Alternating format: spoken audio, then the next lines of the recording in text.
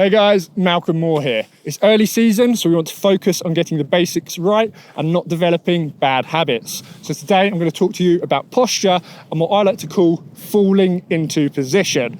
So let's start with the toe side position. Now, you want your knees to be bent, hips nudged forward. That stacks your weight vertically, stacks your center of mass, which is kind of right here in your hips, over the top of your toe edge, and it gives you grip. Crucially, you want your knees to be bent. By having bent knees, your shins press forward into the front of your boots, and by applying pressure through the front of your boots, they act like a lever and tilt the board up onto its edge. And I like to really tell people to relax, almost kind of breathe out, and just sink down and fall into this position. So try and turn off the muscles around your ankles, around your knees, so you can just drop down nice and low. And we don't want snowboarding to be really fatiguing, so you don't want all your muscles to be firing all the time. And you can get into a strong, powerful position whilst being quite lazy and allowing the equipment to do the work. And it's by dropping into this relaxed position, that you can really position your hips over the edge, really bend your knees, really flex into your ankles, that it allows you to apply maximum pressure through your shins down into the top of your boots, that you get that edge tilt we're looking for. And we're just going to sink down into that position and chill out. Round onto the heel edge. Same theory applies. The posture will feel slightly different. Now we're just going to kind of sink back. The hips come behind the board on the heel edge. Once again, so they're stacked over that edge. You're going to feel yourself kind of stood on your heels, and you'll feel the back of your legs pressing into the back of the boots press into the high backs. That's your lever for the heel edge that tilts the board onto its edge. And you're just going to sink down, relax into that position. You don't need to lift your toes up to the top of your boots or anything like that. We can just relax here, let the equipment do the work, find the correct posture first, and then, we can start building on some of the more advanced stuff after that. So we're just going to start very quickly with an easy drill just to make sure we're in that position. And then I'm going to show you how very simply we can take that into some carving and then into some short turns as well. All right. So we can start off real simple, just in a side slip. A side slip's a great way for you to check your posture. Heel edge, hips are back behind the board, so my shoulders are over my hips are over the edge of the board. I can feel myself standing on my heels. Yep, that's right. I can feel the back of my legs in the back of my boots, resting against the high backs, and give my toes a wiggle. They're relaxed. And as you can see, the board's on its edge. By being in this position, it's doing the job. Switch round onto the toes. All right, here, hips nudge forward, knees bent, shins pressing down into the front of my boots.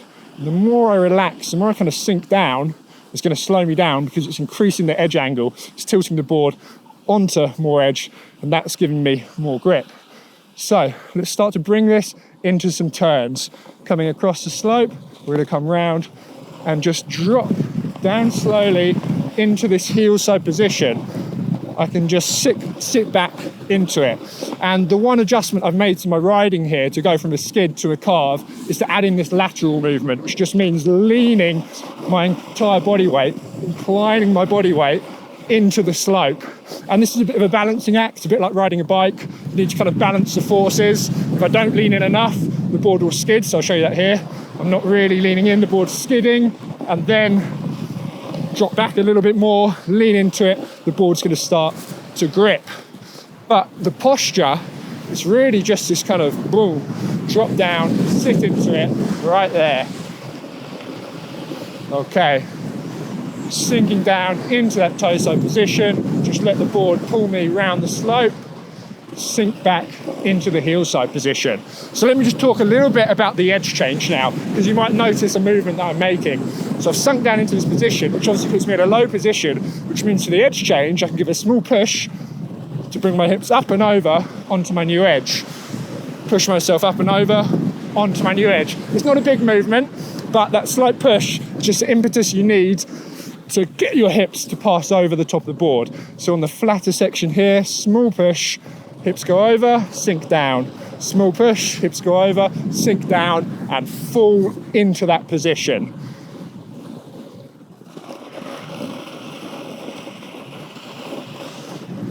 fall into position. So now as the slope's going to start getting a little bit steeper, I'm going to increase that lateral movement. I'm just going to lean a bit more into the slope, just so I can balance myself there and keep the board gripping.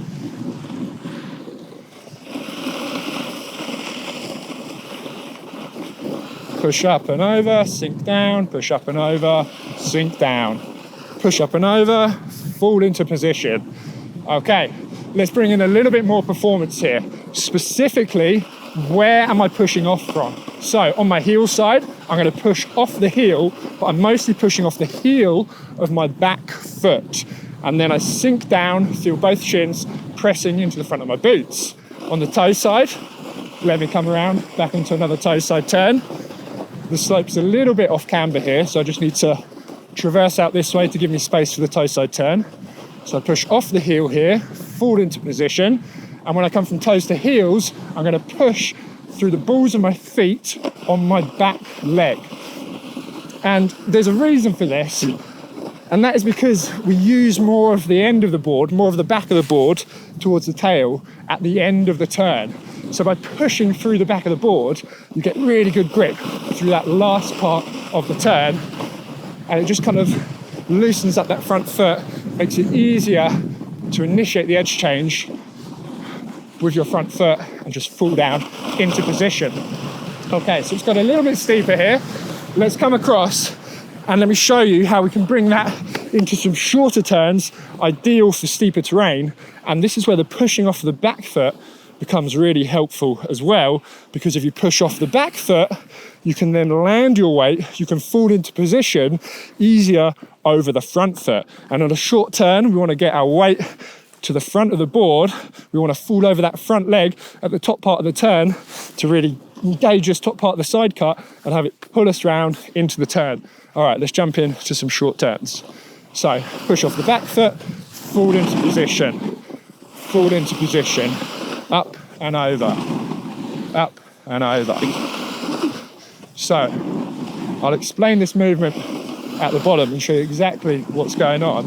I'm still falling into position, but I'm doing it slightly more into my front leg than my back leg, into my front leg than my back leg. And throughout the turn here and here, I'm just being really lazy and just sinking my hips down, inclining into the slope, and this is no effort at all. And I'm easily able to get the board round, get good grip, and make those short turns that stop me from picking up too much speed on these steeper slopes. So if you just come over here and I'll explain exactly what I was doing there.